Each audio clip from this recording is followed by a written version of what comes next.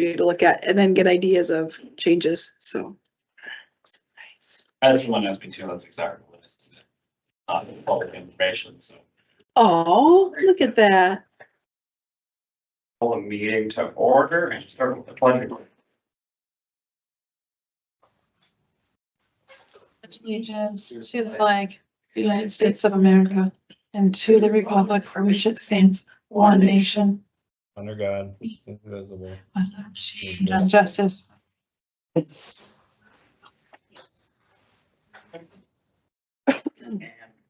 today we have Councilmember Swanson, Councilmember Paul, Councilmember Palmer, Mayor Baumgart, and appearing virtually is Councilmember Hill. Someone like to, consideration of approval agenda. Do you want to have this? Just for the record, maybe. Yeah, That I distributed the city council and commission's code of conduct and council bylaws for part of the 4.1 conversation. Any other additions or corrections to the agenda? Hearing none, would someone like to make a motion to approve with the addition of the August 19th, 2021 copy of the code of conduct? I will make the motion that we approve the agenda with the addition of the code of conduct and bylaws for August 19th for discussion. Motion to approve by Kyle. Do I have a second? I'll second. Second by Dan. Any further discussion? Hearing none, we'll pursue the roll call vote. Kyle? Yes. Dan? Aye. Dave? Yes, Right, that takes us to old business, item number 4.1, code of conduct. so attached to the agenda is the one that's kind of, we've been working on, but then also is the one that was apparently from 2021. So I think Melanie and Tabitha worked last week and because at the January 22 meeting, council had given some suggestions of what to add. So that's been amended a little. If council had any more suggestions or if we wanted to go through the 2021. I had some thoughts on both. And one of my concerns with the 2021 is that if it wasn't adopted, then during that whole time afterwards, it was never followed, which makes me think that it was never truly adopted by vote. There's things in there that I liked, and there's things that seem like it's only for how the meeting operates and not how the council operates outside. So I still like the original idea of either including this or adding it as a appendix for a bullet point on what to hit. With that, there's a couple of things in the code of conduct that I did have questions on. Okay. I really want to emphasize, and this has come up multiple times in multiple years, that council members have maybe abused their authority and acted like they have authority to hire and fire with less than a full quorum of the council. They've given out orders and it's maybe been implied to city staff that they could be fired if they don't uphold a single or two councilors' decisions in a private session. All that stuff has to be in an open meeting. Unless it falls under closed meeting rules, which an action still has to be taken in an open meeting. So I'd like that to be clearly spelled out in here, which it is, but it gets down into a chart where it goes staff, city council, and committees. I'm sorry. It's on page 7, working with the staff. The city council does and the city council does not. And the city council, as a majority, has the ultimate authority to do anything by majority vote, but a single council member does not. In that second column, as far as like hiring and firing staff, I'm thinking if, say, our city administrator ever retires and we need to get rid of a staff member, hire a staff member, we wouldn't be able to do it with that in place. So I think we should spell out that a single council member or less than a quorum has the authority, does not have the authority to do this, if that makes sense. Mhm. I agree. My intent with introducing the one from 2021 is that there's a lot of great in one that's to the agenda, and there's a lot of great in this one, and coming with some sort of amalgam to make them both work together. Yeah. The parts about the running in the meeting in this one, I thought could be beneficial because we don't necessarily, we don't employ Robert's Rules of Order. And especially for committees, it could be helpful for defining what motions are, what types of motions can be taken. Like it spends, I really like that part of it. And what was, this is my opinion, what was attached on the agenda is a very good aspirational piece with some functional measurements. And this one from 2021 really has a lot more of the functional piece, if you will, in my opinion. It's the only reason why I wanted to bring it forward. It is a really good document. One thing that keeps coming up in here is that the chair or the mayor would be the one to call on each individual. Either we have to have a better system in place signaling that we want to speak, or right now we kind of jump around. It also has an order on how motions have to be made. Right now we run a motion in a second. In this language, it says that a motion can be made at any time during the debate. Do we want to keep that, or do we want to go with the motion in a second right off the bat? I think motion in second. It's just me. Yeah, I guess I don't have a feeling there's other like nonprofits and boards that I've been a part of. I feel like here we kind of get the briefing of what the item we're discussing is. Someone makes a motion one way or the other, and then we kind of speed it up a little bit after there's been a motion and a second made, but whereas maybe some of that could have been done before there's a motion in certain instances, but either way, I think we kind of get to the same goal, whether it's through multiple motions or however it has to take to get council approval, it gets council approval. So I guess I don't have a real strong feeling either way, but. I got something to, talking about page 7. One of the things that I think that maybe we need to have a little leeway on as far as council members is it talks about the council member below them two charts, them double charts. It talks about council members agree to, and then it's respect staff and that, and maintain positive work and provide direction only through the city administrator.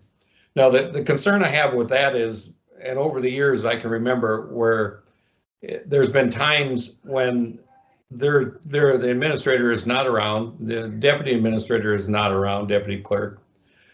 People run out of people to talk to. Somebody's got to make a decision. We got people that have an issue, and I didn't write down, I didn't think of anything in particular, but I know it's happened. I can remember as fire marshal, they would come to me because there was no one else around. And of course I wasn't on the council, but I know on the council, I've had a couple times when people have asked me questions and there was no one to ask. I think we need to have something that says, after all avenues have been exhausted, and not that we can make any major decision, but somebody's got to make a decision at some point about something. I mean, we have to have that backup, I guess. That's what I'm thinking of. I think the language in the bylaws for special meetings and emergency meetings helps address that factor, because again, it goes back to having a quorum. You wouldn't want one council member speaking on behalf of the entire council. Right. But the language where it's supposed to go through the city administrator and staff first before ever going to the council, I got elected by the taxpayers, so I can't stop them from picking up the phone and giving me a call and stuff. I can send the information to you and include you on it. But I don't think that it's right to just tell people that they can't go to the people that they elected for their opinion. It's gonna happen no matter what. So does the council member get in trouble for answering that call or what? That seems like a way to box in council members. Well, I think we got to make every effort to get a hold of the people that we ask to lead us, lead the city. But it does happen when you can't get a hold of everybody, and somebody's got to make a decision. And What it is, I can't think of any cases that come to mind right now. I know there's been some instances, but I don't know where that language should be, I guess. And I don't think we should get in trouble for making a decision. I guess that as long as you've exhausted every avenue that you can exhaust to try to get some help. Because they do come to us. I mean, the bottom line is we were elected, and they're going to say, well, if you can't make a decision, who can? I don't think giving them the excuse that we have to have two of us or we have to have a quorum before we can do this. I don't know if that cuts it on everything, but I don't know what the league would say about it. Maybe Marcy can say something. That's the law. Yeah. Yeah, that's the law. And I understand what you're getting at, if there's a immediate concern, but it really goes back to a lot of concerns over the years about single or dual council members exceeding their authority and giving out orders and direction to city staff members and making promises to the taxpayers or the voters. There's nothing to stop you from telling somebody that you'll work on their behalf, but that needs to be kind of hashed out openly. I mean, that's part of a democracy. So there's no single one of us that has ultimate authority other than Kent with the weed inspector. I got something for you to check out, Ken. I know sometimes it might. About that creeping Charlie, I don't care what anybody says. We got to do something. Maybe part of this could be more, and we could have a more fine-tuned document about, like, if Marcy's out of the office, Melanie is number 2. If Marcy and Melanie are out of the office, this person's number 2. This is where who makes decisions. If these people are out of the office. Kind of like a governmental chain of command. Yeah. Like president, vice president, speaker, like down to And the end. you go down until you can get, Well, I Someone think what would come to mind, and I just thought of it now, there's been a couple times since I got on the council that I don't know if it was Marcy, it could have been a previous administrator, and a department head weren't around and somebody said, what do we do about this? What do we do about that? And it probably had something to do with Public Works. There's nobody I can contact, and I think we should do this, is the on-call person. I can't get a hold of my supervisor, and I can't get a hold of Marcy, and I can't get a hold of what should I do? Well, why don't we do it this way, and then we'll try to get a hold of them. We'll try to, do what you think is right, and we try to get a hold of them. But that's making a decision. And again, I don't think I should get penalized or in trouble because I did that. I just, because I'm going to try to use common sense and not try to spend money. Just try to keep a problem from getting worse. Mr. Hill, the statute says that we need to have a quorum to make that decision. As individual council members, we can't give action. Now, one of the things that I did ask for is to have a clear chain of command for different department heads. Should somebody decide to be sick or take a vacation or maternity leave, that there is that open line of communication. But in the state statute is very clear that you have to have at least majority vote given directions. And if part of the chaos here is if employees think that they can call single council members and get direction that might bypass the city administrator or the proper line of command, then that opens up just chaos. And there needs to be some kind of penalty or open slap on the wrist in front of the public to address the fact that they exceeded their authority. Otherwise, there's no point in having a council. You just basically have a dictator. yeah, because I guess I can say that. We'll pick on Tom for a second, for example. Tom could call me and call you with the same question, and we both arrive at a very different answer because you're a firefighter and I'm like, sure, that sounds great. And you may have a laundry list of things that you would say, no, this isn't the way we would do that. So I think it is important that we're making sure that it is all of council. I can make a recommendation, any of us can make a recommendation to Marcy, and she can follow through as the administrator, but with however she sees fit. But All throughout the flip side, if I say I want to fire somebody because I don't think they're performing, and you say, well, they are performing and I don't think we should fire them, and I go to that their superior and say, fire them. Now all of a sudden I'm exceeding my authority. So that's that danger area where I don't want to see that. I want to keep it as open discussion, because if at least 3 of us decide to fire them, then that's the majority vote. But if 4 of us or 3 of us decide not to fire that individual, then that's part of the democracy. I get kind of slapped on the wrist for exceeding my authority. Well, I guess I wasn't thinking of anything that serious. What I was thinking about, and I'll just something off the top of my head.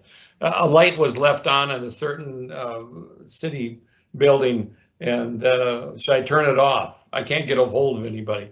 Is that so wrong for me to say, yeah, go ahead and turn that off? I think it makes sense. We'll get a hold of them and find out why it was on.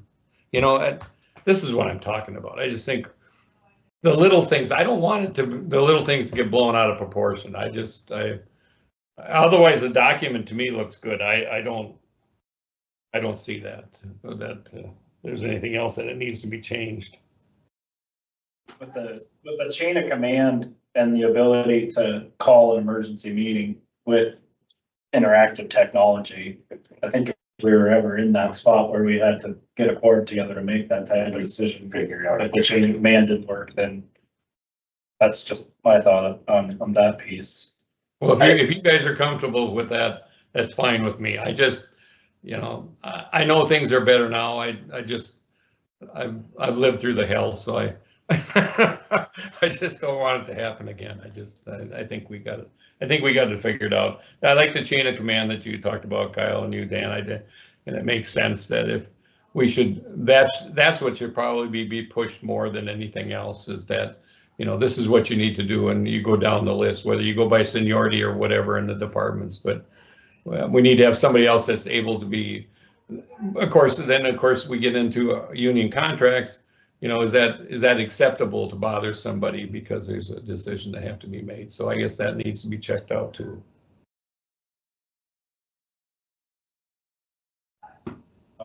There was a little bit about consequences for poor conduct.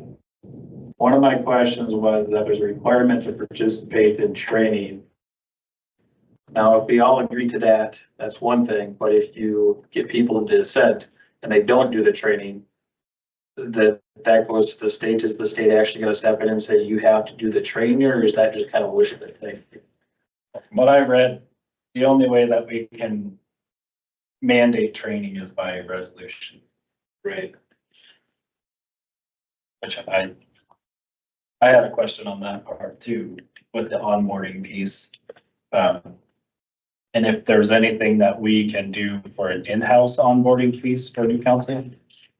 I'm just speaking from my own experience, like I got elected and I didn't hear anything from election until first meeting, and then they'll show up and like, I think I'm ready. I mean, thankfully I've been around, but I think it would behoove us to not only have that training requirement, but what are we gonna do in-house for onboarding as well? Because I can echo kind of a similar sentiment where, okay, you're the mayor, okay, run this meeting, figure it out. Okay, I got it. Well, I think, didn't you and Dan go to the first, or down to the leagues training? I went to it the year I don't know if Kyle did. I wasn't around when Kyle was elected, but I thought that was the best beneficial training you could have ever had. Yeah, and I thought that was great. The issue that we ran into, and it's probably a one-off issue with me, was I was appointed in July. So there was 6 months there before the training. Oh, yeah, was. yeah. Local government, like I had a general idea of what I was doing, but the first few months were definitely walking through a cave with flashlight. Yeah, and how can we soft roll someone from when this election is certified to their swearing date in January? Yep. There's a good month and a half, 2 months there Yep. that we can soft roll and come to meetings and, just try to set up for success a little bit better. But again, even if it's passed by resolution and they fail to do it, does that mean they can't take office, or that we can kick them out of being office? Good question. Because my understanding is that if they're duly elected, there's very little that you can do to get rid of a council member unless they decide to step down themselves. And you can ask the state to get involved, which I don't know if they actually take an interest or not, depending on the severity of the matter. So there's there's all these steps in here and the first two are good, but requirements and participation in training, I don't know how you force that. It's kind of like your own honor system. The public recommend, I mean, if they're already going that far out, they're just gonna keep going. The committee assignment limitations, again, how do you force a council member to show up to a committee meeting and what's the consequences? They get kicked out, they might be happy. The censure, sure, you can vote to have no confidence in them or censor them, but again, they're a council member. How do you stop that? So just going to the state seems like the best option. If the state decides not to do anything, what are your options? Good point. Pretty limited. Could you change the language to put encourage instead of requiring? Yeah, This is something we found that this is the county used. I don't even know if the county has the ability to really force things. I mean, it's all based off of how you got voted in. Right. They just had a censorship or censor that, Yeah, but I think it's even with that, it's with the will of the people. You were still elected by people, the populace, so that's their voices are what's heard. And that censure was, they had a long investigation. I mean, that was months. And yet, if the state decides not to step in, it's really based up to the council.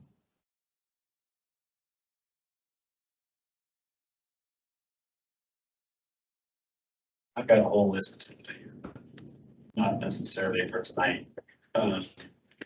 On page 3, under the mayoral rule, it's just it should, I think it should say weak mayoral council, a form of government, not Where are you? Page 4? page 3, under the mayoral rule. Page 2. Oh, page 2 of the. Oh, thanks. Page 3 of the. Okay, Mayor, Says under a weak mayor council, I think that should say weak mayoral.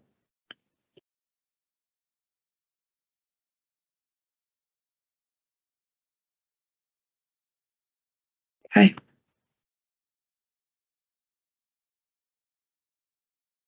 And Yeah, then.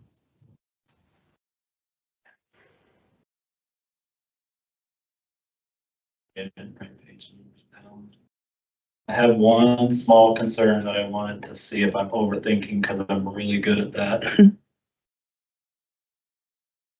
On page 7, where it says council members agree to, the very last bullet says, when possible, notify the city administrator in advance of the council meeting of questions or requests to pull agenda items from the consent agenda so the appropriate staff can compile the information needed. That to me could maybe get us in a serial meeting situation if we're asking for things on an agenda to be handled before and outside of the purview of the public. Just my thoughts on that piece. I think that's the type of stuff you do at the beginning of the meeting. I don't think that's, because then it's out and it's in public, it's out in everybody's view. That was my thought Because too. we pulled things from consent to get more information or get more in detail. Or just have conversation. Yeah. In that same area, number 3, where it says provide direction only through city administrator. Just wondering if we should include any kind of language of a majority vote of the council, because I know that we have consented or asked for information directly from staff members. So are we gonna either clean that up to direct you to do it, or are we gonna go back to the fact that the council by majority is asking for information from staff? I'm finding it either way, but. so maybe if it said, or as a quorum can give direction to department heads. Let's say we're by majority vote, I would say. Oh, okay.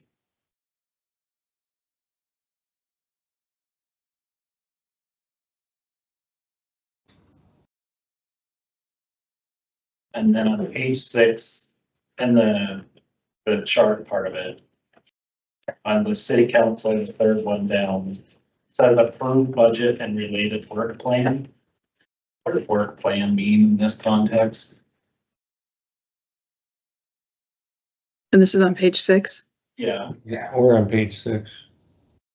And, the committees and commissions on the same line. Oh, okay. This says, advise the council through work plan charges. Not sure what that means either. Changes probably. Okay. Could I ask a question about that I chart? would say it's probably projects. Sorry. Up above that chart has kind of a weird circle between city council, committees and commissions and staff. Yeah, Pull out the arrow that goes between staff and committee and commissions so that the committees aren't giving directions to staff. Other than what's outlined in the bylaws.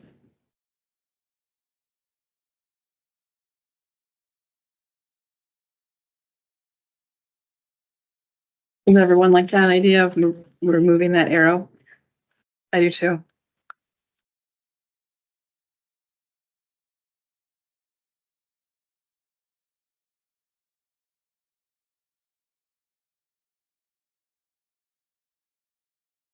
On page 7, the third bullet point down from the top. If 2 council members meet with city staff or with residents to discuss city-related matters, notice of the meeting should be provided to all council members as soon as possible. I feel like we should change that to notice will be provided to council members. And then take out the as soon as possible. How is this part? It's on page 7, it's the third bullet point. Page 8, sorry. The third one down from the top. Very about working with boards and commissions. You want to remove the information that is as soon as possible and that it will be provided? Yeah, instead of should be provided, notice of the meeting will be provided to all council members. My only twist to that is that we should put a time frame in there because the way you said it could be interpreted that they don't need to get the information until later. Like at a council meeting or something. Good point. So if it occurs, do you want to say that it's within 24 hours or 1 business day or I have no idea. Yeah, I wasn't sure on the time, but Could you even say like, if prior to, if possible, and if not, within 24 hours? ooh, Yeah. like, So prior, if possible.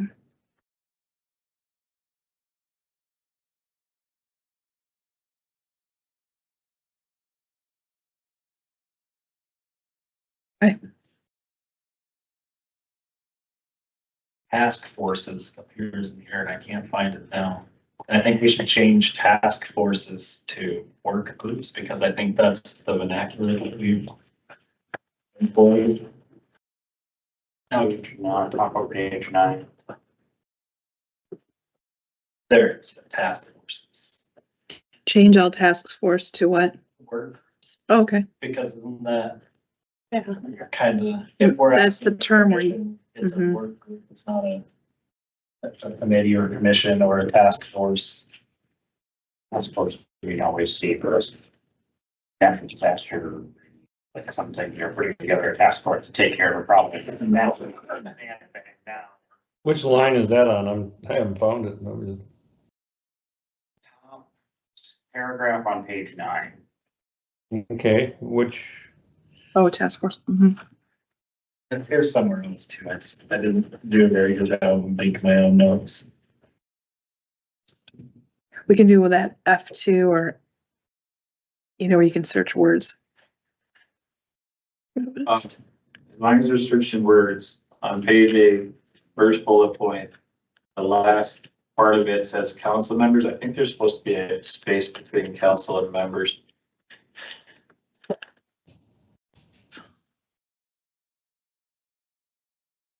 Where's that? On the first top part?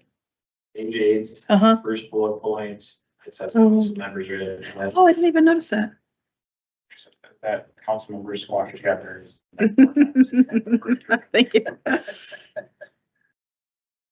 On page 10, under the informal counseling or verbal reminder, I think that we should strike or the mayor from that, because as defined earlier, roles and responsibilities, that could potentially put a mayor into a directional role that could be against the law.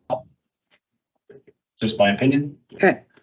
I almost wonder if we should just strike it in general, because again, how do you push the issue? I know there's been cases where council members just pull a council member aside and say, hey, this is what's going on, but if you're making it informal, then it's, I guess, informal.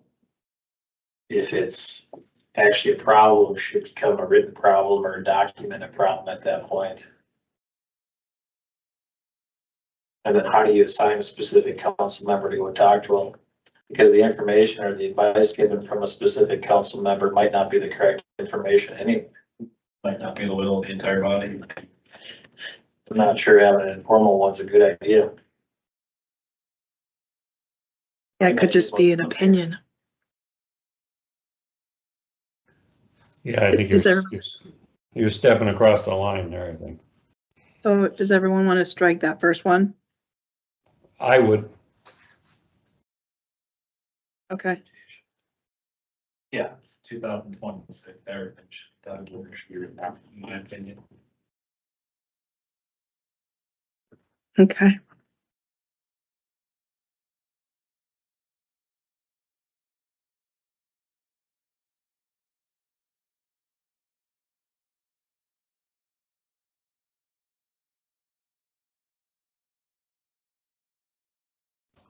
I do think that it's come a long way, though. It really addressed a lot in this document. And there's some refinements with it, but on the older agreements, I do like the fact that it addresses a lot and it's pretty short. That's the. Taking through this thing, I know there's a couple things here in the old ones that are great, but it's just such a. Be kind of nice and short on this one too. More to read through. And maybe the old one gets broke down into more definable section, right? Like maybe if we have the code of conduct that we like, take page 2 and 3 and just make sure that they're amalgamated. Page 4, the bylaws become kind of its own thing. Page 4, page 5. Page 6, and I mean, we still need to go through bullets and stuff.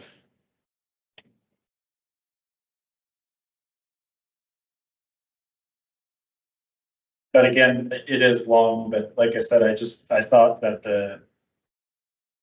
the bones of how to run a meeting and how motions work could be beneficial. Maybe as just an appendix piece. Yeah, and like you said, like the in-house onboarding packet part. Mhm. And especially to committees and commissions. Yeah.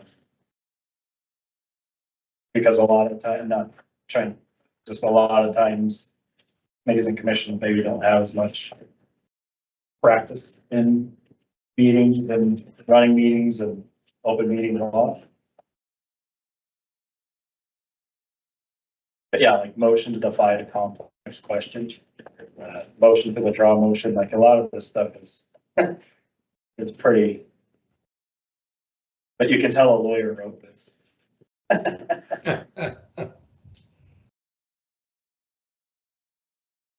Appealing procedural decisions of the presiding officer, like, I don't know, been around for a few years and I've never, maybe some things I should have been. Definitely don't want to read the bylaws before you make a motion. Right, right. There is something in this, and I can't find it. You know, Patty had mentioned it at one point in time, there is a social media policy in the 2021 version that says, like, for example, I have my Kent Albert going to the mayor. social media page, and I try to keep it, follow all applicable laws and keep it as my opinion, my whatever, as much as I can. I think there maybe should be something in the guideline documents. Page 4. when Yeah, we added it. Necessarily Page 4. follow. Oh,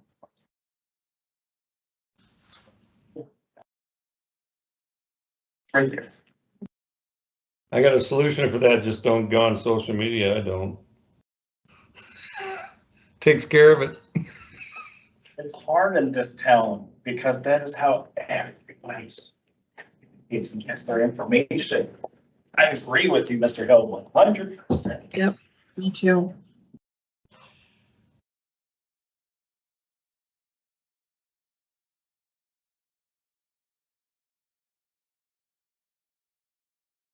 Yeah, I guess the only thing that's outlined in the social media thing that's hard for me to wrap my head around is that if you are out in public, somebody stops you, and you start talking about an item, not that you're giving away promises or anything, but that falls under the same constraints to social media.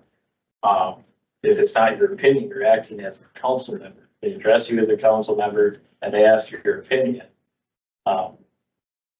You give your opinion on social media, again, you're not talking on behalf of the city, you're talking on your own opinion. Like you're still a councilman, no matter what, at the end of the day, you're a councilman. Whether you're at home or at a player call or out with beers with your buddies or something. So.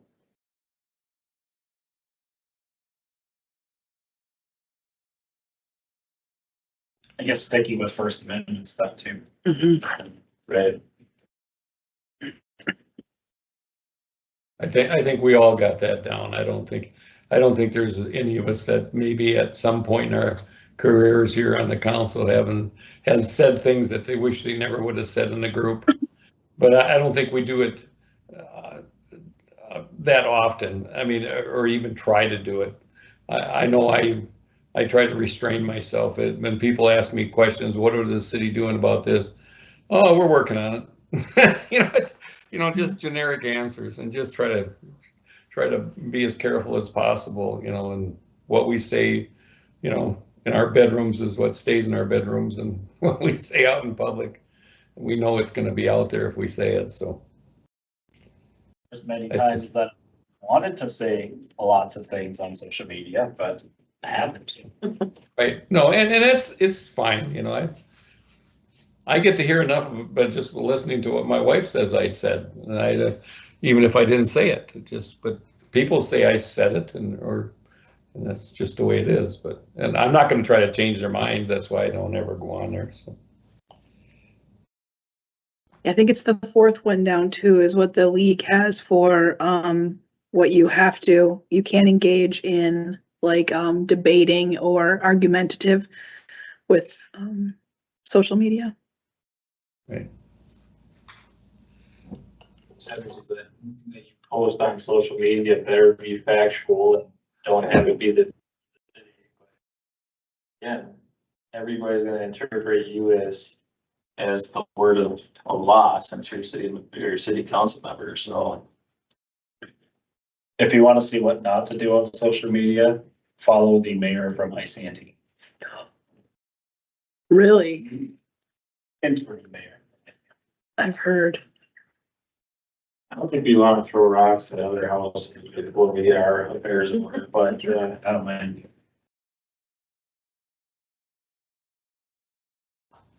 and then how are you gonna go about policing social media? For example, my page was my campaign page, and I converted it to be my official page. So that, according to this, and according to state statute, needs to follow all retention guidelines, and needs to, when I'm not the mayor, remain inactive and all those. Like, I can't just go and delete all the posts and be like, oh, it's gone, because none of this ever existed, because it's a record, so it has to be maintained. So I guess that would fall on to the city administrator and possibly legal, if there was a need to dive into it and Mhm. There's a Well, I social think the media. last paragraph covers you on that, Ken. It pretty much says that you're responsible to ensure it's proper. That's, Yeah. The league so does you're have the okay. I $10 think you're meeting, okay. but I think it's common sense. This one's Yeah. pretty much. But I guess that's not always common, right? Yeah, I just call it sense now. Which we're getting rid of. So what is it? And then it's just, You really like the bylaw version of conflict of interest. I'm not sure what page it is. It seems like it kept it simple and really spelled it out. I thought there was 3 items, not just 2. Also disclosing the conflict of interest. which actually is required by the state to have it noted in the minutes. Or is it?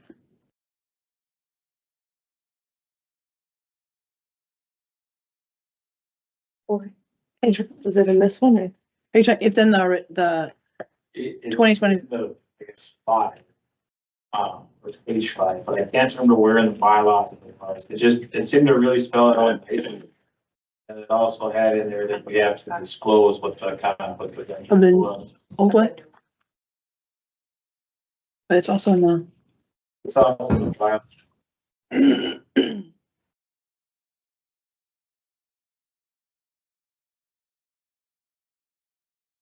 I think it was under the word abstaining, not conflict of interest there.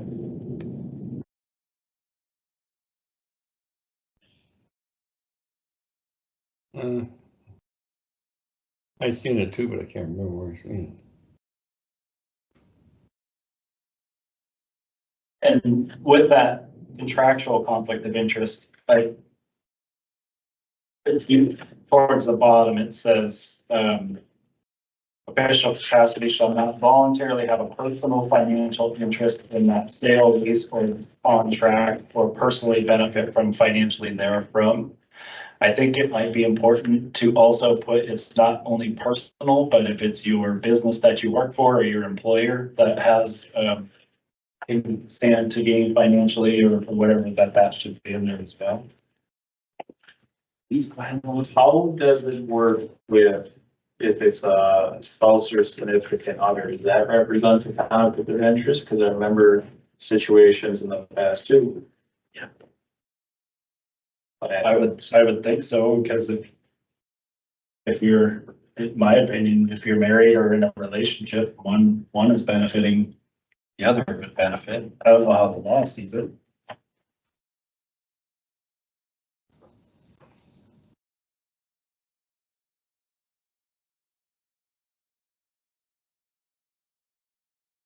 Like in the EDA bylaws, for instance, their conflict of interest, says conflicts of interest before taking an action or making a decision which could substantially affect commissioners or an employee's financial interests or those of any organization which the commissioner or employee is associated. A commissioner or employee of the authority shall disclose potential conflict and follow the requirements of Minnesota statutes 469.009, 469.090. And then the concern is, does that member actually see it as a conflict? Because that's where we had a struggle. So the standard conduct would be page 2B of the original. The new. you know, it's weird because in the past, which was always kind of annoying, but I have other council members asking me if it represented a conflict of interest for me to vote on certain things related to the fire department. Which I either had to explain it was a financial or wasn't a financial. I mean, do we have the right to call out council members if there's a concern of a conflict of interest publicly, or do we just all have to kind of suck it up and go with it? I would think it should be Yeah, noted prior to the vote, because you're gonna discuss it. Like, for example, we use the snow storage at the fairgrounds for an example, because I sit on the fair board, I abstain from voting and discussion on that. topic because I'm not benefiting, but technically the fair board could benefit towards negotiating a better deal one way or the other for one Sure. organization. Yeah. Why, I remember one time where previous council member, Mr. Ulrich, great council member, brought up a concern. He wasn't sure if it was a conflict of interest or not. And he left it up to the decision of the council, which was kind of nice. Is it, sorry, how we address it that way? And can we add that type of verbiage into this, that a council member may bring it up during the council meeting to decide if it is?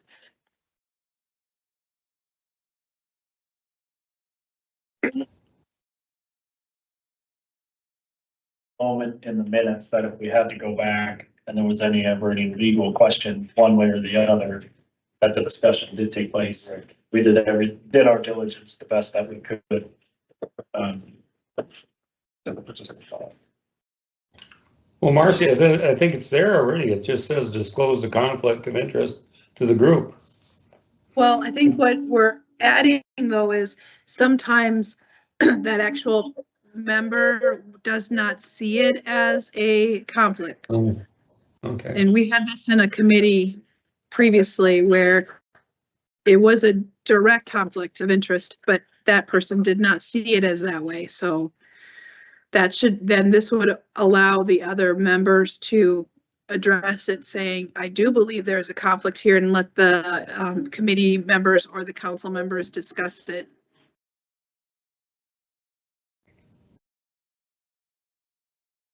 Okay, well, that's okay. I guess I wouldn't be opposed to that. Conduct and bylaws, at that point, if there was ever questions on committees or council, we could also motion the table at that point too, to make it open a lot more. I can't find like the language. When it comes to this, for me, more is way better than accidentally making a mistake and then being liable for the mistake, because that's really expensive too.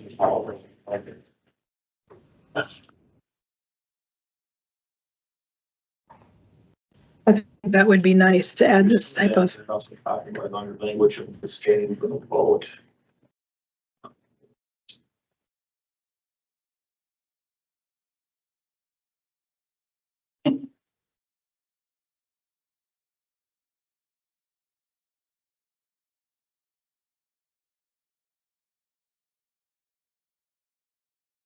Okay.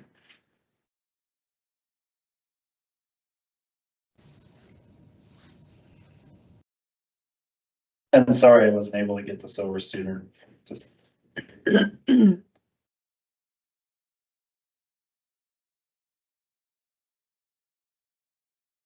Page 3, the third, right under I.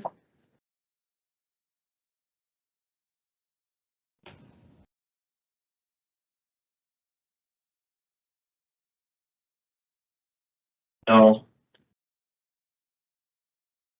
I don't know. I was trying to look at screenshots.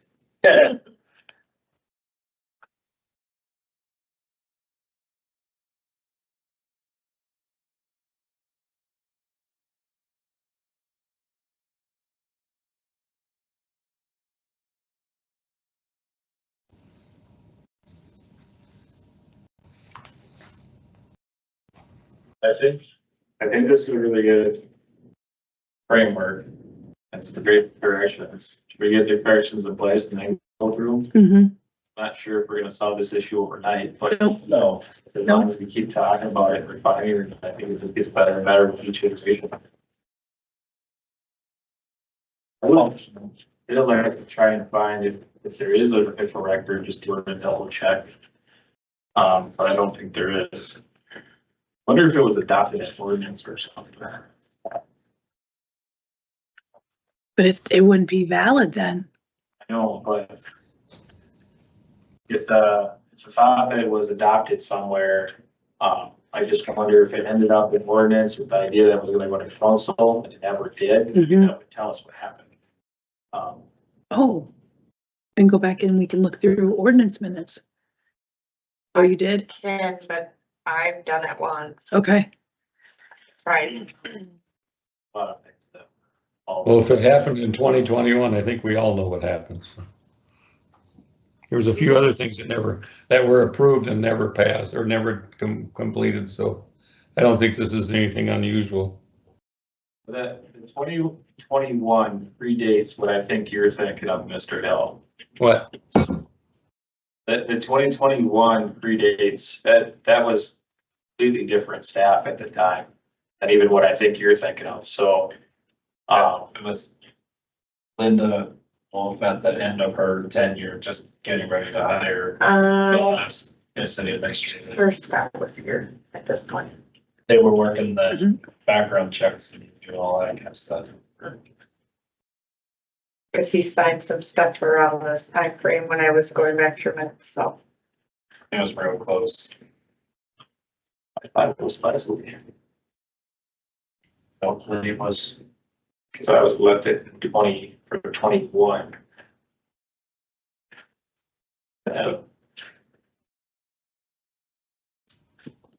Yeah, he was hired in like May of But 21. in this conflict here, Fall, it doesn't give. Billy was hired in October of 21, so Scott was before her. 9/15/21. yeah. And I'm not pointing fingers at her, it's just, there was a lot of stuff. There was a high turnover rate at that time, there was a lot of information that was in the vault, paper copies, we were having problems with scanning and stuff. I mean, there could be meeting minutes out there that exist in paper form that just got lost, unfortunately. Tabitha, did you ever look in the Laserfish files we were able to get? I have the minutes from this date. Oh, and it's not on there. No, Okay, gotcha. Yeah. there is them two, too, and there's there's nothing. 2 other council meetings that have this on there, but it was just discussion. There was no motions on I it. understand. August 19th is when they said to bring Dave Hill back on a temporary basis as the safety inspector. Well, I think it's time to move on then, guys. I think it's a good document. Why don't we accept it as long as we don't find Yeah. another, one, which we haven't found.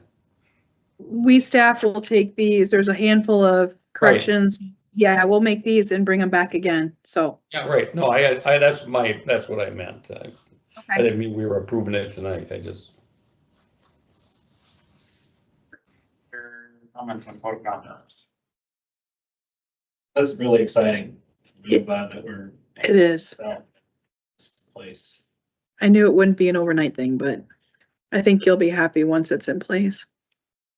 I think the people, yeah, I think staff, I think it's a good accountability piece.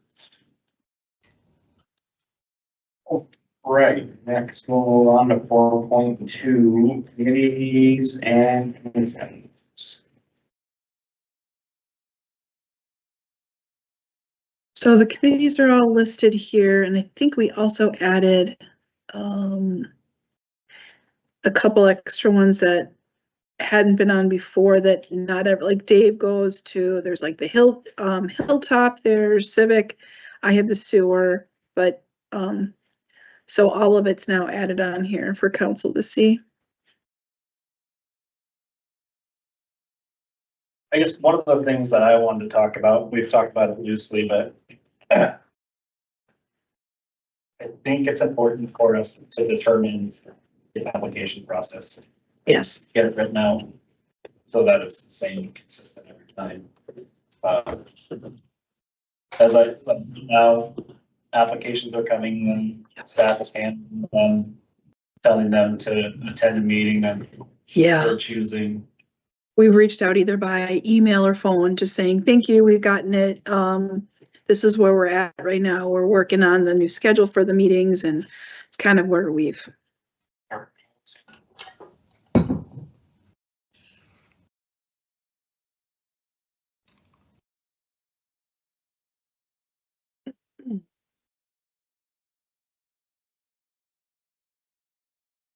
Did Ken's microphone die? Oh, sorry, I'm not talking very well. We talked a bit last meeting, Dave, about, with so many meetings switching to quarterly, that if we ask you to go to a meeting, say you come in right after the January meeting, and then all of a sudden the meeting that you're going to attend is going to be in Q2, so April. And then you might get appointed to that meeting, hopefully between Q2 and Q3, should you want. So it's 6, 8. The year's almost gone. Are we gonna lose more applicants from not just, in my mind, I think what we decided last council meeting was, I want to be on Public Works. I sign up, I put the X next to Public Works, I turn the application in. City staff. I would then go before council at the next meeting, whether we interview them, ask a couple of questions, do that however we want. Then they're either on Public Works or, I think is that. And that's what aligns more closely with what is on the city website. Right, the application though does state check 3. And that's the reason I feel. Checking 3 of them. I didn't know which one you want to be on. Right. Maybe we should remove the check 3 and just say the check 1. If they don't get it, there's always, you can always tell them the vacancies of the other ones. But with that, we have some people that seem to auto renew their term. And I think the moment that their term is up, that has to be listed as an open position. That council needs to take decision on whether or not they're gonna renew that person or if they're gonna go with a new person.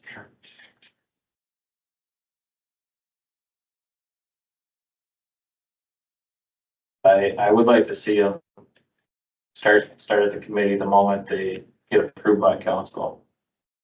I like the in front of council, the interview questions too, and not necessarily for us, but just to show our commitment to the person that is potentially wanting to be on a committee. That it's not just a consent item. Yeah. Kind of thing. And I don't know how to phrase the interview question, like, I don't expect someone that wants to join planning commission to be an expert at planning immediately, or someone that wants to be on Public Works to be a Public Works person. Like, if that's what they have interest in and that's what they're passionate about, I think we need to make sure that we're tailoring those questions kind of more so to be, why do you want to be on Public Works? Other than like, please tell me your plowing plan for the city of Pioneer. Like that's. I think you just keep it simple, have them introduce themselves. And if they're representing themselves or if they're coming from a business background, because that is a concern.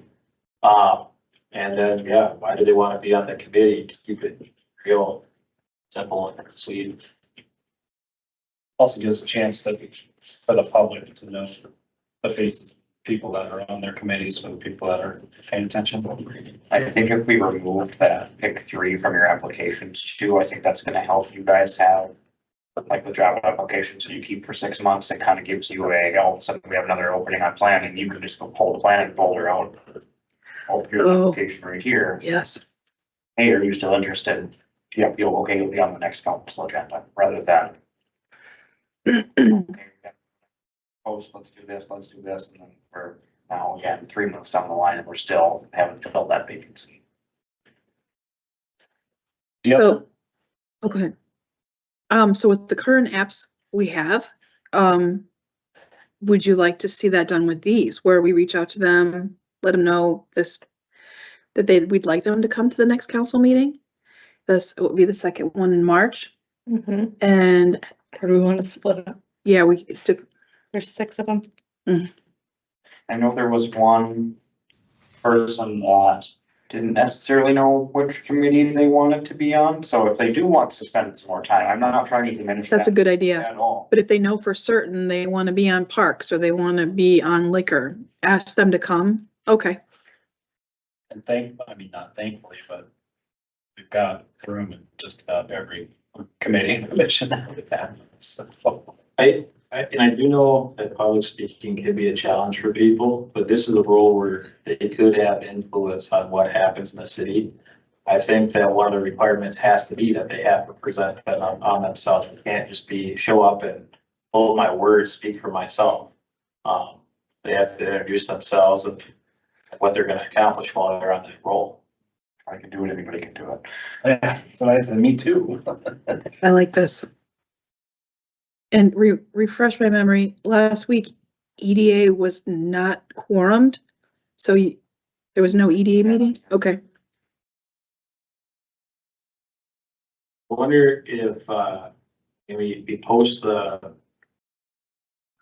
guess we post the vacancies at each start of the year, but have we been truly capturing whether or not somebody who's kind of auto renewing is a vacant seat on that committee or? I don't think so. Yeah, I would say, for me, I'm paying way more closer attention in the last 6 months than I did last year. Myself as well. I can't remember. Come to me and say, oh, my term is up. If you want me to come back, I'll come back. If you want me to be done, I can understand that. And I was like, oh, I didn't even know your term was up at this point in time. So I kind of felt a little silly at that point to be like, I don't have my stuff together right now, but On the other potential issue that we run into is that there are bylaw committees that have different rules than what the city policy is for committees and commissions. So, like, do we have them fill out a new application, or like one of them says can be sat for as many times as the council nears? sure. I think that was kind of, in my mind as an outsider, not as a council member, the thought was, so I served on HRA and planning somewhere in the 2015 to 2021-ish range, kind of in there. Then the decision was made to have residents only be on one committee. I think the goal was to kind of put a little bit of a, okay, you're on for 2 terms, or you're on for a certain number of terms, but we never had the follow-up to always have like a backlog of people that wanted to be on that committee, so that's how you ended up with someone being on the committee. And nobody else. No qualified successor. That's really happening. so this was pointed out to me and I pulled my notes on it, but, I did vote in favor of having basically a limited number of terms back when this got addressed, I think in 21 or 22. And at the time, we were really short on committee members and we just kept seeing the same people. But now I'm in the same spot. And what I'm thinking of is if there's not enough committee members, does that mean that the committee should not exist because there's just not enough interest by the public? I really worry about repeat terms from people pushing one specific set of goals and maybe not falling in line with what everybody's goals are, and there's no change. Great things that they're doing, but again, it's one person's perspective. Not necessarily using the comprehensive plan to drive decision making. So if there's not enough to fill a quorum, my other thought would be is that the committee shouldn't exist. We shouldn't just have informational updates just to have them. Because we do have department updates and the write-ups are great, the individuals are great, but the whole point of the committee is for the council to be able to assign it to them and have an item. I don't really want the committee coming up with their own topics just to have a meeting. Yeah. Thing.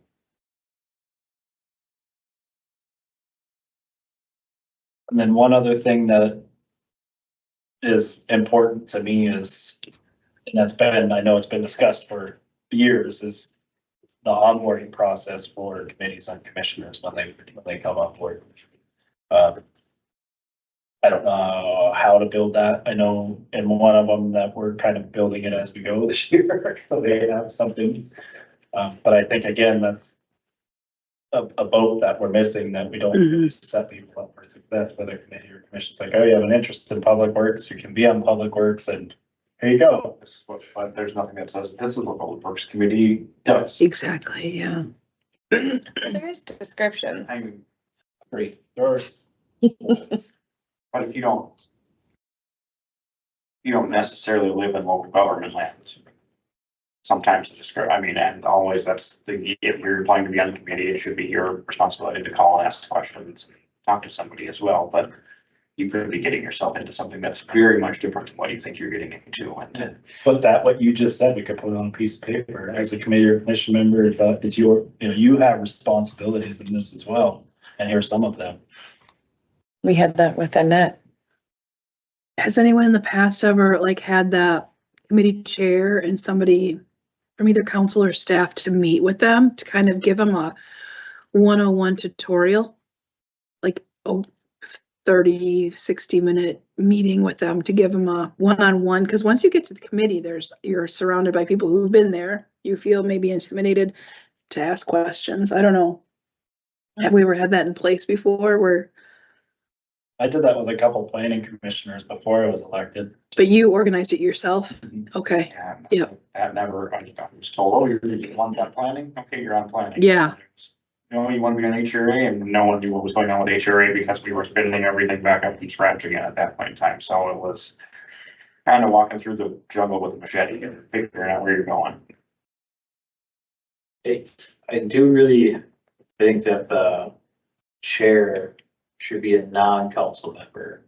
And that the council representative should just represent, somebody to show up, listen, and ask questions if they got them, but no kind of directions. They shouldn't vote on anything.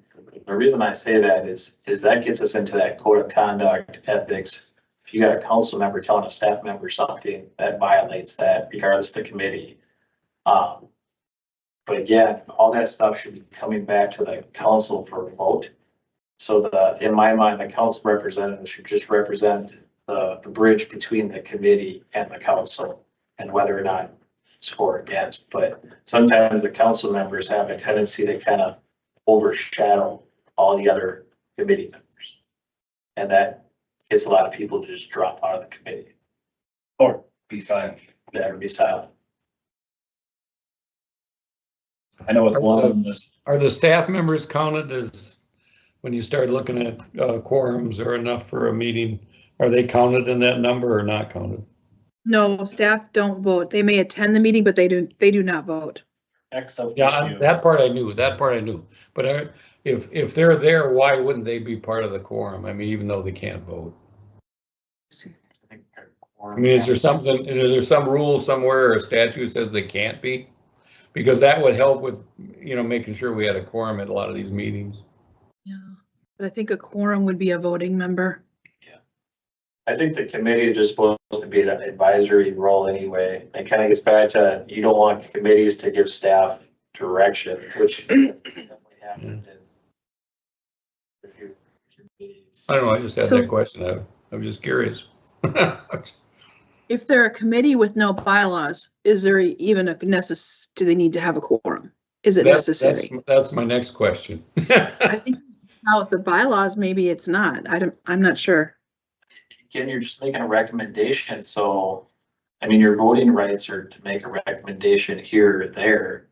Yeah, I get with planning or EDA or HRA, how having a quorum is incredibly important, but if you maybe don't have quorum for Parks and Rec and the project as to what do we move forward with that? Yeah, it's almost discussion mode to bring forward to council. So I don't even think it's necessary. I mean, I think we would want as much. involvement Sure. as possible. Caveat in there, but I don't know that it's, we'll use ordinance for examples. It was 2 council members and 1 citizen. Well, that's not, it kind of got to be a conversation. Well, what do you think? What do you think? What do you think? And it wasn't as productive as it was when there was 2 other people or 3 other people.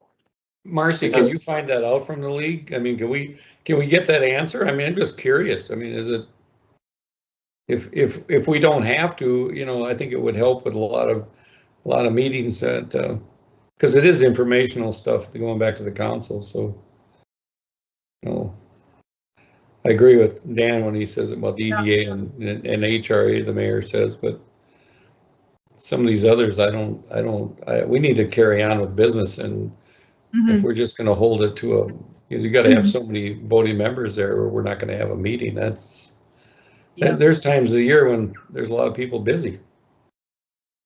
We didn't have EDA because my daughter was homesick from daycare that day, so I was, would have been the linchpin that would have kept the staff quorum or below quorum. Okay, Make it to, I couldn't make it to the meeting, so that's, we didn't have quorum. On the Okay. flip side, though, it does represent time for city staff doing other activities. If you only have one or two people who are, I don't know, how beneficial is it at that point? If the decision can't be made at a committee, maybe it just needs to come back to the council for a final decision. And it's just counts as, the council making a decisive action on it because the committee clicked forward. Just keep trudging along. And could we put something in, and I know that life happens, you can't always predict your schedule, but can we put something in where we ask committee members to let the chair know by a certain day? That if you are, because the agendas, you guys are great about getting agendas out. So do we let city staff know or let the chair of that committee know by 2 days before or 3 days before if you can make it or not? Let's get. Mhm. I'll say by that point, I already have the agenda already rocking. Pretty much ready to go. Right, but then if there's 5 people on the committee and we know that 3 can't make it 3 days beforehand, then we can make the call or, we don't Right. have to have a meeting because. Well, instead of everyone already being there, room set up. Mhm. And to your point, just a counterpoint, like this year planning ended up with the counselor as the chair, and that was just based on the makeup of the committee. Having people from out of town that can't hold the chair, and the people that were in town were comfortable with doing it. And there was some thought about building materials so that when a new chair comes on next year, they've got something to go on rather than being the planning chair commissioner now. So that leads me into my next thought. Mention people that are in town and out of town. There are people that don't live in town and they don't own businesses in town that are sitting on committees. I'm getting a lot of complaints by people outside of town making decisions on that. Do we keep allowing that? Or should we look at shrinking the committees to fit the people that are in town? For planning, I guess I would say that is one that calls out there its bylaws, how many must be residents of the city and how many can be outside of town. Yeah. I think it's, in general, I think it's kind of I'll say a delicate game to play because though they may not, it's hard, right? Because they don't pay taxes in the city of Pine City, but Pine City is still their city. And just because they're maybe not paying property taxes here, they're shopping at our hardware stores and our grocery stores and all the things like that, using our services. It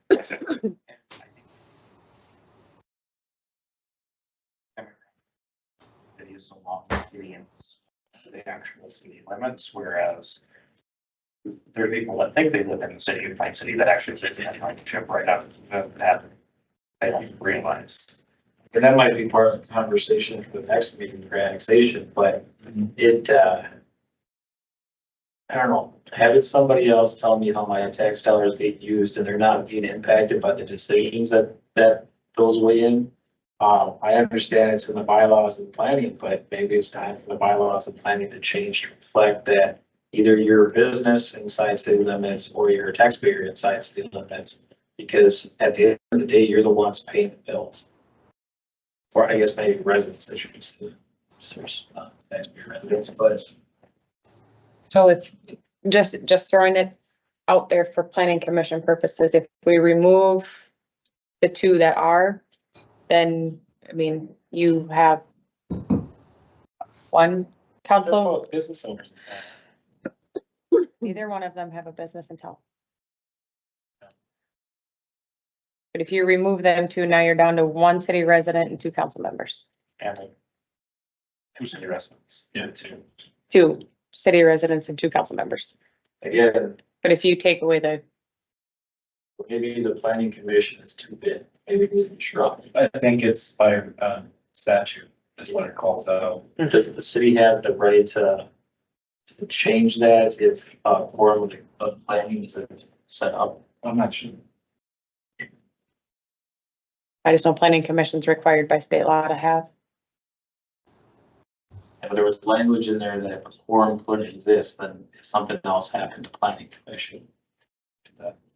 Because if you didn't have enough people to sit there and cast a vote on it and make a decision, that's what you do.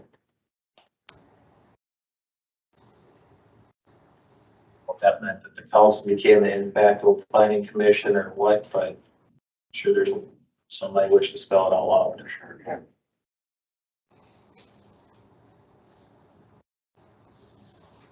This needs to be updated too, right? Like SSLs or missed Mhm. rules and our liquor.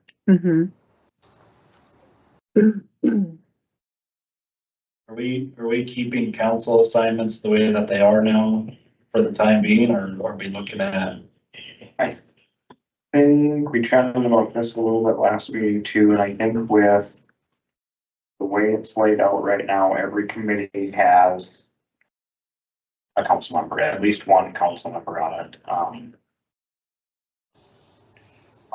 That would be my recommendation, is to kind of keep things at least as they are, and we need to fill in alternates for some committees if there's a missing council member, but By your committee. we do have one of us on every single one of the committees. Well, we're gonna discuss the vacancy, aren't we? Or are we just gonna discuss the resignation at the next meeting? They're both on there, they're Okay. both on the agenda. That's what I understood. So I think it'll be solved. I like what Ken's saying. I think it makes sense. We tried that last time where okay, I'll take this and someone will take that. It doesn't work very well. You're coming into the middle of some kind of discussion that you have no idea what they're talking about. So I just assume we just stayed where we were and then the new member be brought in, and hopefully we don't throw them to the lions, that they get a little bit of training, but they can be brought up to speed, I would think, by somebody. I think that's important. I've always said that, and I think, I don't know, Dan, I know I told you when you were elected, I mean, call me anytime if you got a question on something and Marcy's not available or somebody's not available, just call me, and I think that's important, that we try to mentor a little bit, each of us on our own, that way, and without breaking any rules, obviously.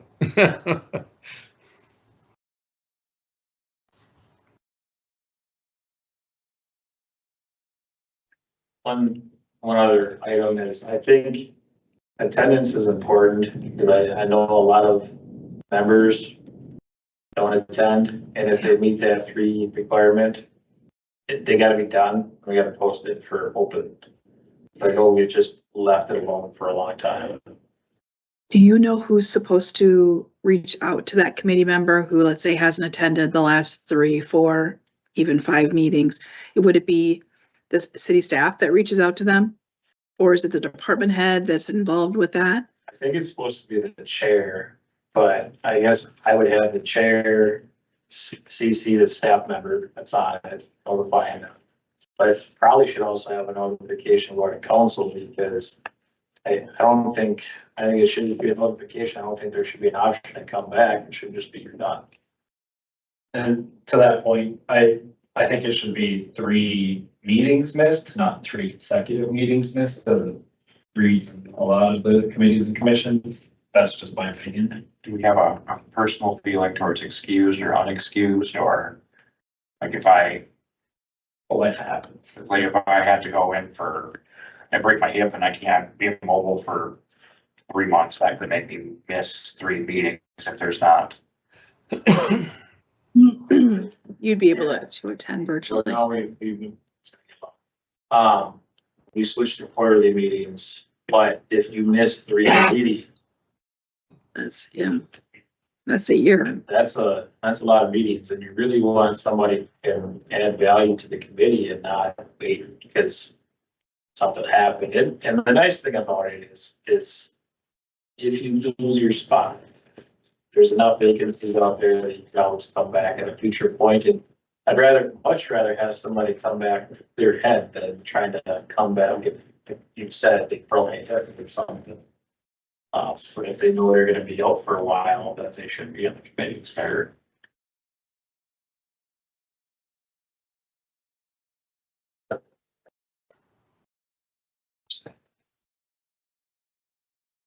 They can't get in and attend those meetings. Or abolish planning commission by ordinance. My last comments is I know it's in the bylaws, but the terms really gotta change. And I think that the city, as long as they're a city committee, should have city input on there, but 5 years, that's a long time. And 4 years, that's insane. It's too long. If you want to have a maximum of 3 terms for 2 years or 2 terms for 3 years, but I think if you're on it longer than 6 years, you shouldn't be on. I'm not even sure you should be on it more than 2 terms. To be honest.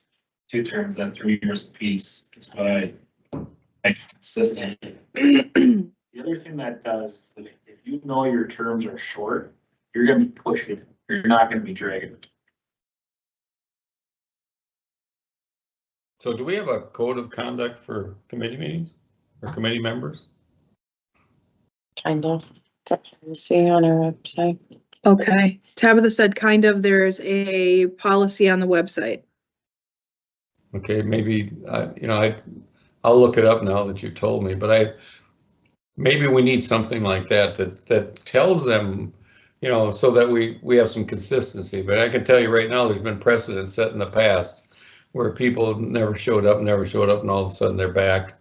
And we also had council members that were gone for long periods of time. And right now I'm one of them. And I'm around, but as long as we can electronically do this, which we have a little more leeway now with this system we have in place. And that should be available to committee members too, if we have the ability to have the meetings where that can be done. But maybe enhancing that whatever we have on file now would be the answer, so that there's no gray area. If you miss 3 meetings or whatever Dan, however you put it, 3 total a year or whatever, then they understand or they see what's expected of them, and we're not just shooting from the hip. I mean, because we can't have a meeting because we have too many of them that just miss too many. So I don't know, that's my idea. Doing if you can't present either virtually or in person, if you can't be present, you're not doing any service to the community or to the committee at large. Like it's things like that. If you're a serial non-shower or if you can't show up for a meeting and you never know who knows if you're going to show up for a meeting or not, then all of a sudden your quorum gets called into question every time, and then it's a man dash to make sure you've got enough people to actually hold the meeting. That's the reason why I question the council representation portion. The state statute says it's got language around council meetings. It does not have the best language around committee meetings. There's kind of a gray area there. So technically council members don't have to go to committee meetings the way I'm interpreting the state statute, but they do have to go to council meetings unless they are a no-show for 90 days. So do you want to have some kind of language in there or just leave it as is? I mean, it's nice having council representation, but if the council has life going on, It's never, I'll say me personally, it's never a goal of mine to skip a committee meeting with a 10-month-old, and this winter has been terrible for sicknesses in our household. It's just been, you can only do what you can do. So that's. I think the committee should be able to carry on without the council, to be honest.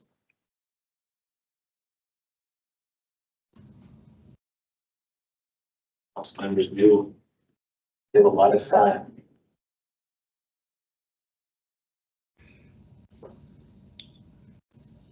So what's your idea? are you in agreement that maybe we need to enhance whatever's on file now, or do we just kick this can down the road? We take what we've discussed.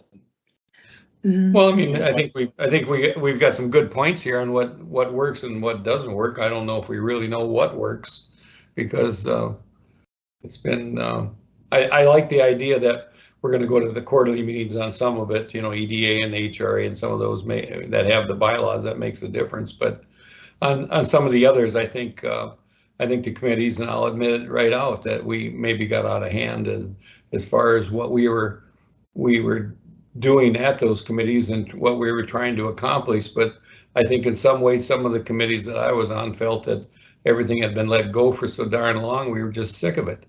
And we were trying to accomplish something.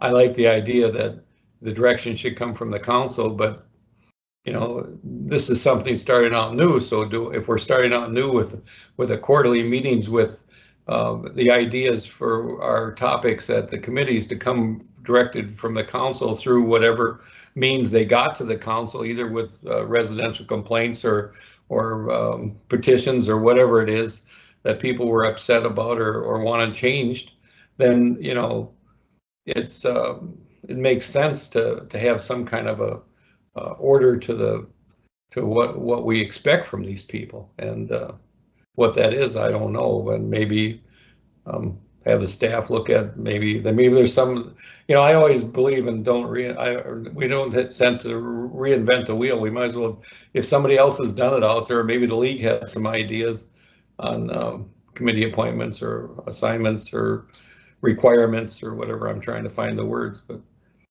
maybe that's what we need to look at and bring that back to another work session. And but we do need to get people on board, and I like the idea of inviting them to the council meeting. I think that's important. But to be consistent, maybe we need to have a little more teeth in what we're doing. I don't know.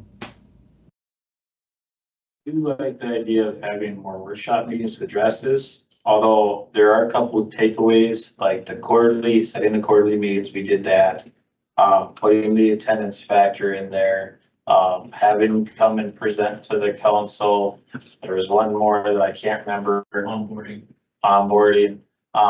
It would be nice to bring that back to a council agenda and vote on that. So Okay. that we have some basic criteria to work with, and then keep refining it throughout the year and dialing it in more and more each time. But I do want to set some framework and get the stuff that is a key factor established in there. I think that's a good idea, Kyle.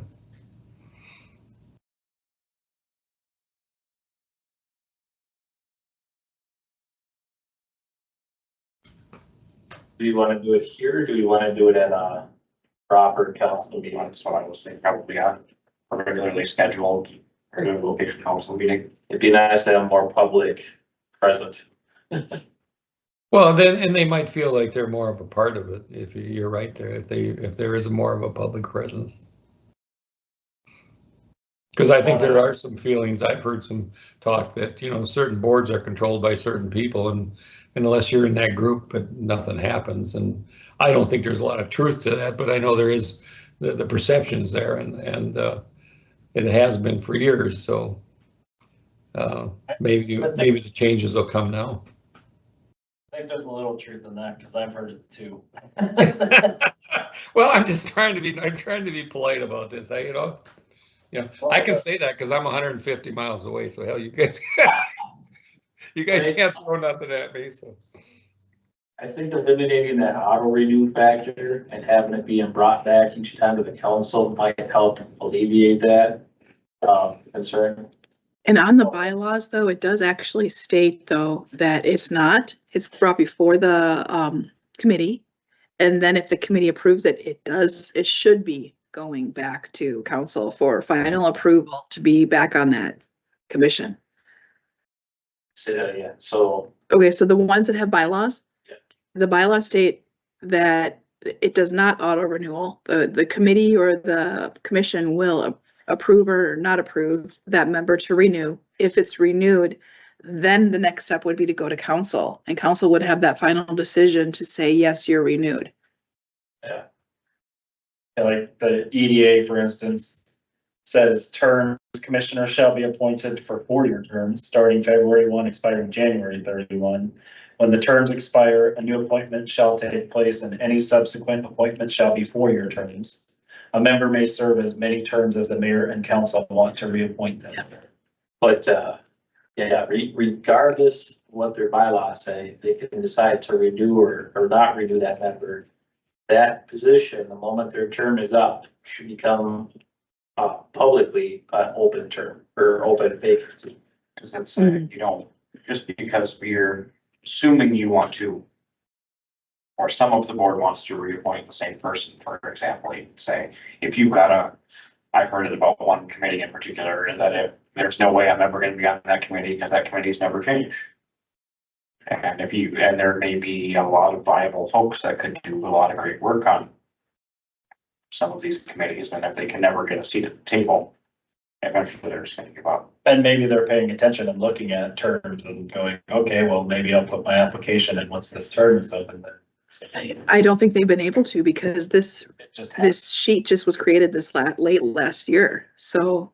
I saw the sheet, something like this sheet before a long time ago, but it kind of got forgotten about. So, Okay. um, With updated dates. yeah, we need to do a better job tracking, and I think Melanie's doing a good job with that. Is it Melanie or Tabitha? Melanie's, Melanie put this one Melanie dug and got this one updated. And then we gotta address that in each January council meeting, say these terms are open, these vacancies are open. And then, And maybe as a body, we challenge ourselves in our meetings to be, when we're talking about our committee updates and stuff, maybe we build in some time to establish direction for committees and commissions, if there isn't any in place. I was thinking that, like, I know for example, the truck route signs, that was something that kind of went through, I think it went through planning, went through ordinance, and went to council, and we said, well, let's send it to Public Works, they'll figure out the plan and bring it back. So I'd like to keep that freedom, not freedom there, but I'm trying to avoid a Parks and Rec meeting where you're getting 7 people together to talk about replacing a swing in the park or something like that. That kind of. But if projects or some things coming up that needs to be brought up to council, that there needs to be a mechanism to make sure that we can direct the committees to think about things, but sometimes the things that they want to think about need to come back to us too, if that makes sense. Yes, it does make sense. For me, it's how, as a council member, can I set goals for the year for council in the city or be part of that process? And tie that into the comprehensive plan so that our committees and commissions are helping support development of the city through the comprehensive plan. And don't just end up doing whatever. Yes. it would also be nice to have a better understanding of what their decision is. Sometimes it's, well, this is our opinion, this is what you should go for. Well, tell me about the pros versus cons, tell me about the cost breakdown, tell me how we're gonna finance this and who's gonna use it, sort of thing. Most of the time, it's just, well, this is what we looked at, because this is what we researched. An actual recommendation. Yeah. On the agenda, we added that line, on a regular agenda. It states something. You know, the committee, obviously I can't, it has like committee and then committee recommendations from council. Would it be helpful if on that agenda, it would have which committees would be coming up for council to then make the recommendations of what should be on the agenda? Otherwise, how would we get this to flow smoothly with agendas going out and council wanting to have input on discussion items? I think we need to set a time limit that it should really never go past 2 committee meetings, I wouldn't think, especially if you get them on quarterly. That should give people enough time to get the information, come back and take a vote at the next time. there's been times where it's drug out for years. I'm thinking about the assessment policy, Dave. How long has that been a talk in the work, you know? So at some point, we just need to be able to take definitive action and move forward with it. At the same time, if a decision can't be made at that time, it just needs to go away. Because otherwise, we keep talking about it and waste everybody's time. Well, that's my opinion. That's what ordinance committee became, is it was just a pasture where everything was sent to die. Too much. Boy, was it. Yeah. Do you think it would be smart to maybe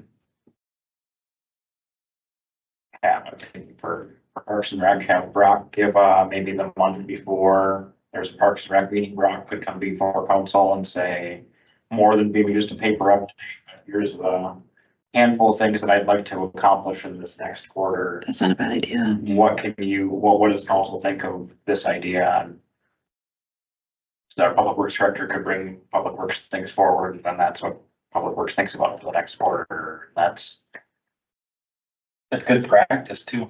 To go before council. Good low pressure practice. Yeah. In my opinion. Well, I think Brock does a good job of that anyway when he does his report, but I agree with you. That would be a good idea. That's what I was gonna ask. Would this The be nice thing something about from that the is we department give head? clear Mhm. Or the timelines to chair. People, this is what's gonna happen in the next 3 months or the next 6 months.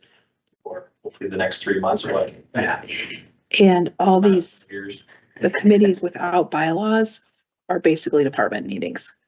So parks, liquor, So do we kind Public of have a general consensus of things that we're gonna bring back at the next council meeting and we come back at another workshop meeting in a couple more months and keep hashing it out, or? well, I'm thinking about what you just said about the department head meeting, that this next, the second council meeting of March would be perfect timing for those departments to come forward to council with their ideas of what's going to be on the agenda going out for April.